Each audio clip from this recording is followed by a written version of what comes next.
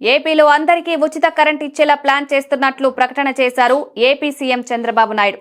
సంక్షేమ కార్యక్రమాలు అభివృద్ధిపైన మా ఆలోచన అని, ఓర్వకల్లును డ్రోన్ సిటీగా తయారు చేస్తామని తేల్చి చెప్పారు.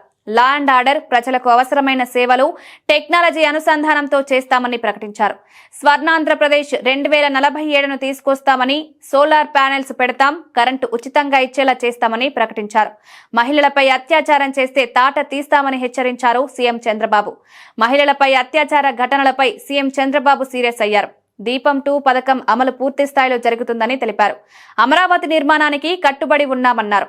ఉద్యోగాల కల్పన ప్రధాన ఉద్దేశంగా కూటమి ప్రభుత్వం పనిచేస్తుందని, 3,73,539 మందికి ఉద్యోగ కల్పన ధ్యేయంగా పనిచేస్తున్నామన్నారు.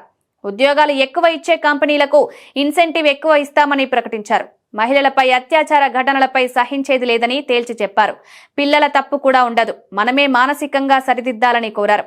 ఎవరైనా కరడుగట్టిన నేరస్తులు ఉంటే చర్యలుంటాయని, కరడుగట్టిన నేరస్తులు ఉంటే వాళ్ల తాట తీస్తామని హెచ్చరించారు చంద్రబాబు.